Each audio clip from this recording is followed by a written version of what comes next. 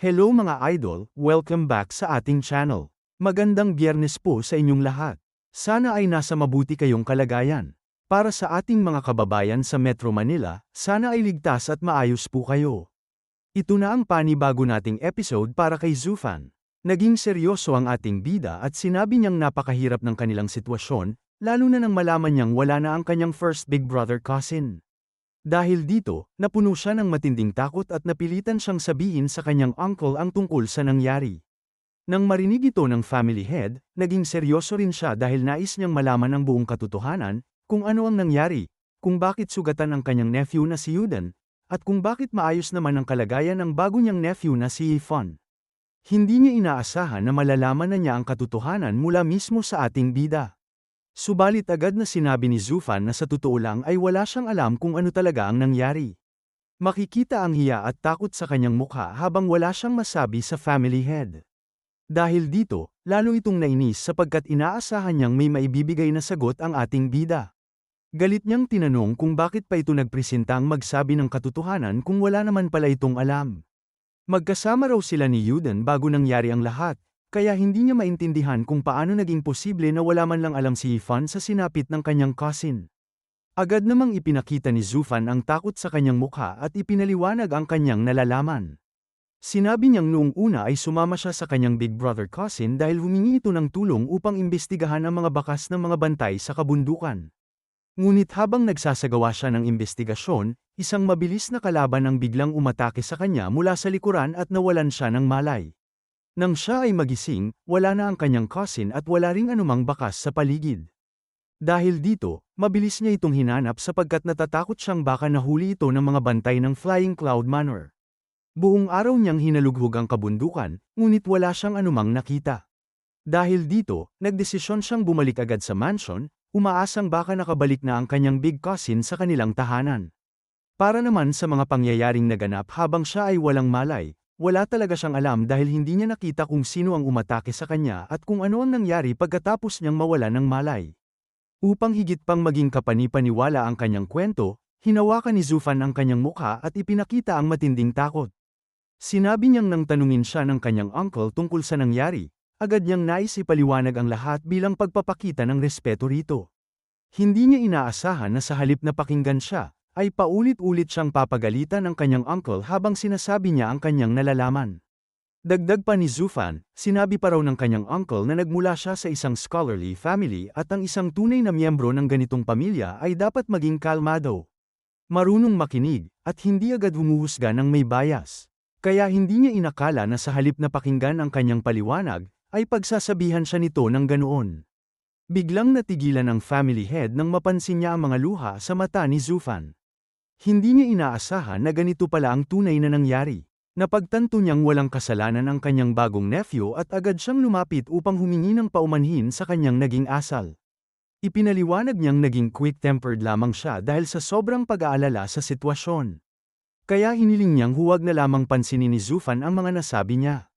Agad namang sinabi ni Zufan na wala itong dapat ipag-alala dahil hindi niya itinuturing na masama ang naging kilos ng kanyang uncle. Sinabi rin niyang walang sinumang ama o magulang sa mundong ito ang hindi nag-aalala sa kanilang mga anak, at dahil wala siyang sariling ama at ina, hindi siya maglalakas loob na magreklamo sa kanyang bagong uncle. Alam niyang ang lahat ng ginagawa nito ay nagmumula sa pag-aalala at kabutihan para sa kanilang pamilya. Lalong gaman ang loob ng family head sa mga sinabi ni Zufan. Sinabi niyang mas lalo niyang nakikita sa pagkatao nito ang tunay na katangian ng isang miyembro ng Xiangguan clan. Dahil dito, lalo siyang nakumbinsi na tama ang kanyang naging desisyon na tanggapin si Zufan bilang kanyang bagong nephew. Para sa kanya, taglay nito ang mismong essence at pagkatao ng isang tunay na Xiangguan family member.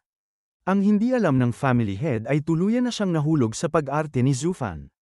Habang nakangiti lamang ang ating bida, kitang-kita naman ang pagkabigla ni Yulin sa mga pangyayari. Hindi niya inaasahan na mula sa simpleng paggamit ng matatamis na salita upang mapasunod ang kanyang uncle, ay tuluyan ang nagbago ang paraan ni Zufan. Sa pamamagitan lamang ng pag-arte nito sa harap ng kanyang uncle, nakuha na nito ang tiwala at puso ng family head, at ngayon ay tila naging mas malapit na ang relasyon ng dalawa.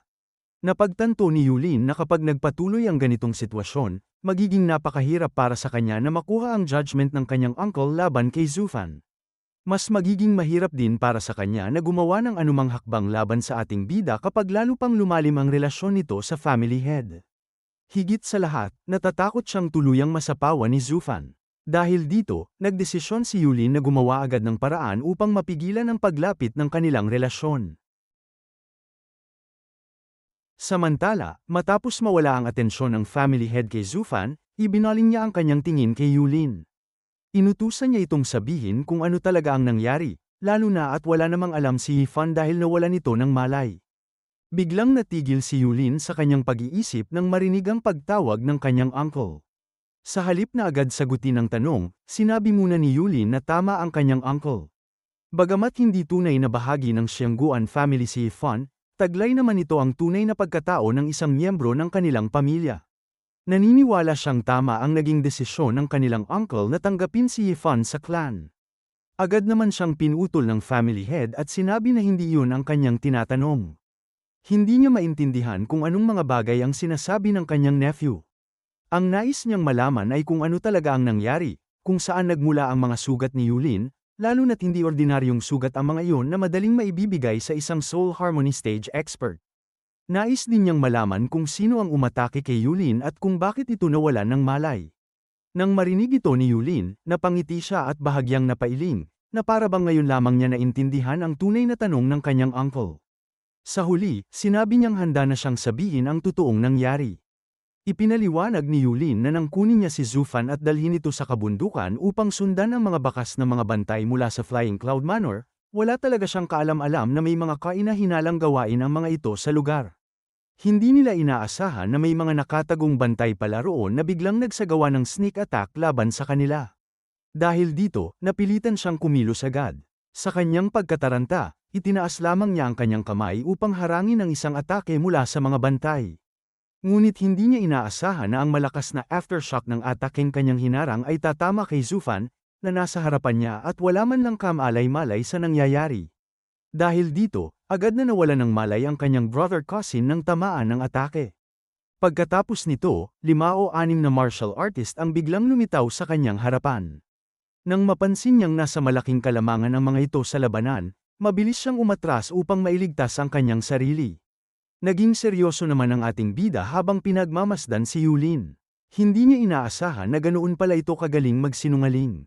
Nakagawa ito ng isang napaka-reasonable na kwento na halos walang butas, kaya masasabi niyang isa ring henyo ang kumag na ito pagdating sa paggawa ng mga kasinungalingan. Naging seryoso rin ang family head dahil sa kwento ni Yulin, tila iniwan nito si Yifan upang mailigtas ang sarili.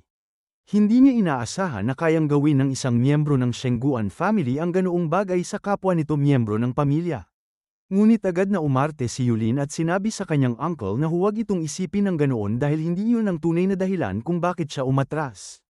Hiniling niya sa kanyang uncle na pakinggan muna siyang mabuti bago ito humusga sa kanyang ginawa. Ipinaliwanag ni Yulin na napakalaki ng bilang ng mga kalaban noong mga oras na yon. Kung dadalhin niya ang walang malay na katawan ni Yifan habang umaatres, tiyak na magiging mas mahirap para sa kanilang dalawa na makatakas. Higit pa rito, natatakot siyang baka habang nakikipaglaban siya sa mga kalaban ay matamaan ng ligaw na atake si Yifan at tuluyang mawalan ng buhay. Hindi raw niya kakayanin sa kanyang konsensya at puso kung mangyayari yun sa kanyang harapan.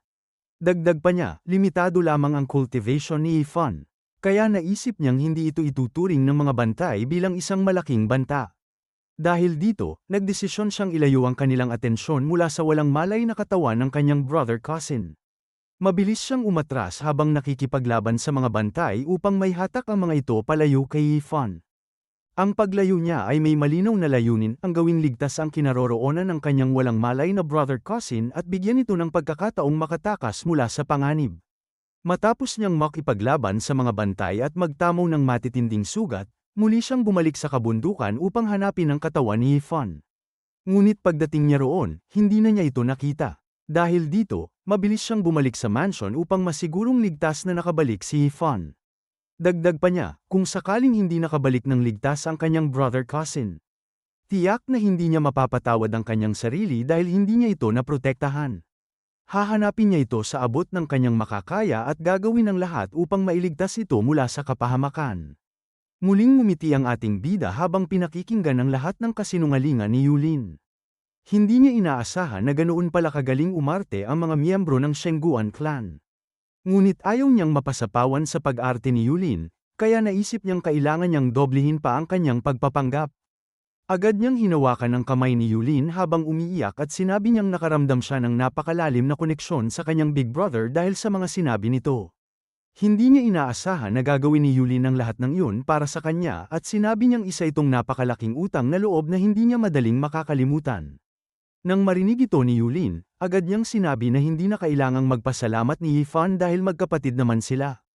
Para sa kanya, natural lamang na protektahan niya ang kanyang brother cousin at gawin ang lahat upang manatili itong ligtas. Lalo pang dinagdagan ng ating bida ang kanyang pag-arte. Patuloy ang pag-agos ng mga luha sa kanyang mukha habang sinasabi niyang isa lamang siyang insignificant at lowly life, kaya hindi niya kailanman maaaring hilingin kay Yulin na ilagay nito sa panganib ang sariling buhay para lamang mailigtas siya. Para sa kanya, pinatunayan ng ginawa ni Yulin na tunay at genuine ang kanilang relasyon bilang magkapatid. Habang iniisip daw niya ang mga sinabi ni Yulin, tila nasusunog ang kanyang puso sa tindi ng emosyon. Kasabay ng kanyang pag-iyak ay bumagsak ang kanyang mga luha at sipon sa kamay ni Yulin, dahilan upang lalo itong mainis sa kanyang ginagawa. Ngunit hindi pa rin tumigil ang ating bida. Sinabi pa niyang kung sakaling mawala ng buhay si Yulin dahil sa kanya, hindi niya kailanman matatanggap ang pangyayaring iyon at baka pati ang kanyang sariling buhay ay tuluyan niyang isuko. Agad namang sinabi ni Yulin na huwag nang mag-alala ang kanyang brother cousin. Magkapatid na sila, at bilang magkapatid, hindi na nila kailangang magpasalamat sa isa't isa sa tuwing may ginagawa silang bagay para sa kaligtasan ng bawat isa. Natulala naman ang mag-ama sa kanilang nasasaksihan. Hindi nila inaasahan na ganoon pala kalalim ang relasyon ng dalawa. Sa kanilang pagkakaalam, hindi dapat nagkakasundo sina Yulin at Yifan, lalo na't pareho silang martial artist at maaaring maging magkaribal. Ngunit ngayon ay tila nagkaroon na sila ng matinding bonding, na para bang matagal na silang magkapatid. Ganito rin ang naisip ni Yuden dahil dati ay akala niyang galit si Yulin kay Yifan. Ngunit sa kasalukuyang sitwasyon, tila ibang-iba na ang relasyon ng dalawa. Dahil dito, hindi niya maiwasang magtaka kung ito ba talaga ang tinatawag na matinding pagkakaibigan o brotherhood sa pagitan ng dalawang lalaki. Tumingin naman si Little Son sa kanyang ama at napansin niyang tila sobrang bored na ito. Na para bang wala itong interes na makipagkumpetensya kay Yulin pagdating sa acting skills. Gayunpaman, inamin din niya na mahusay umarte si Yulin dahil talagang wala rin itong hiya. Para sa kanya, sapat ang kapal ng mukha ni Yulin upang maging karibal ng kanyang ama sa larangan ng pag-arte. Sa huli, sinabi ng family head na naiintindihan niya ang kanilang sitwasyon at masaya siya dahil tila nagkaroon na ng malalim na bonding sina Yulin at Yifan. Lalo na't bago pa lamang si Yifan sa kanilang pamilya, ikinagagalak niyang makita na agad itong tinanggap ni Yulin bilang kanyang brother. Gayunpaman, kahit gaano pa kaganda ang kanilang relasyon, hindi niya mapigil ang punahin ang kanilang ginagawa. Hindi raw magandang tingnan para sa dalawang may sapat ng gulang at parehong martial artist ang patuloy na paghawak ng kamay habang umiiyak sa harap ng lahat. Nang marinig yun ng dalawa, agad nilang binitiwan ang kamay ng isa't isa. Nagpatuloy ang family head at sinabihang huwag silang umiyak na parang mga bata dahil hindi yun magandang tingnan, lalo na't pareho na silang nasa hustong gulang. Matapos nito, nagtanong ang family head kay Yulin kung may napansin ba itong sumusunod sa kanya habang naglalakbay pabalik sa mansion. Naalala niya ang nangyari sa kanilang dating headquarters, kung saan natuntun sila ng mga tauhan ng Kaiyuan Manor. Dahil dito, nais niyang tiyaking walang sino mang nakasunod kay Yulin hanggang sa kanilang kasalukuyang kinaroroonan. Agad namang tiniyak ni Yulin sa kanyang uncle na wala itong dapat ipag-alala. Naging maingat siya sa kanyang paglalakbay pabalik at siniguro niyang walang sino man ang nakasunod sa kanya. Nang marinig ito ng family head, nakaramdam siya ng kapanatagan at hindi na ito pinag-isipan pa. Sa kasalukuyan, nais na ng family head na bigyan si Yulin ng isang napakahalagang responsibilidad. Ang tagumpay nito ay maaaring magbigay sa kanilang pamilya ng napakalaking pagkakataon upang maisakatuparan ang kanilang pangunahing layunin sa lungsod na ito. Dahil dito, direkta niyang tinanong si Yulin kung handa ba itong tanggapin ang responsibilidad na kanyang ibibigay. Nagulat si Yulin sa narinig. Hindi niya inaasahan na magsasagawa na pala ng hakbang ang kanilang pamilya. Para sa kanya, maaaring isa na itong mahalagang bahagi ng plano ng Shengguan family upang makapasok sa Faiyun Manor. Matapos ang ilang sandali, Agad na isinama ng family head si Yulin patungo sa isang silid kung saan naroroon ang kanilang tatlong Great Venerable, na tila may mahalagang bagay na pag-uusapan tungkol sa susunod nilang hakbang. Agad na pinapasok ng tatlong Great Venerable ang family head at si Yulin sa kanilang silid upang personal nilang makita ang batang kasama nito. Pagkapasok pa lamang, agad na yumuko si Yulin at magalang na binati ang tatlong Great Venerable ng kanilang pamilya. Ito ang unang pagkakataon na personal niyang nakikita ang tatlo, lalo na't bihira silang lumabas noong nananatili pa sila sa loob ng kanilang clan. Naging seryoso ang leader ng tatlong Great Venerable at pinatayo si Yulin upang maayos nila itong makausap.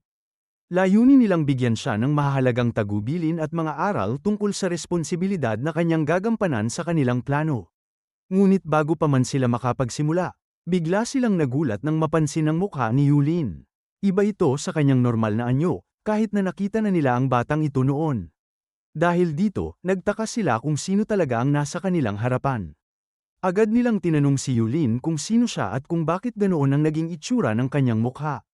Sa sobrang pamamaga at mga pasa nito, para siyang isang asong binugbog ng husto, kaya hindi sila makapaniwalang siya nga ang Yulin na kanilang inaasahan.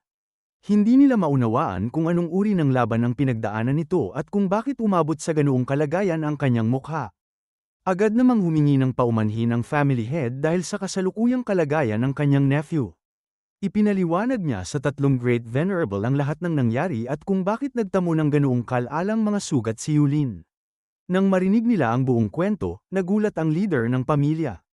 Hindi niya inaasahan na umabot sa ganitong kalagayan ang kanilang nephew dahil lamang sa pagtupad nito sa isang mahalagang misyon upang makakuha ng impormasyon para sa kanilang pamilya.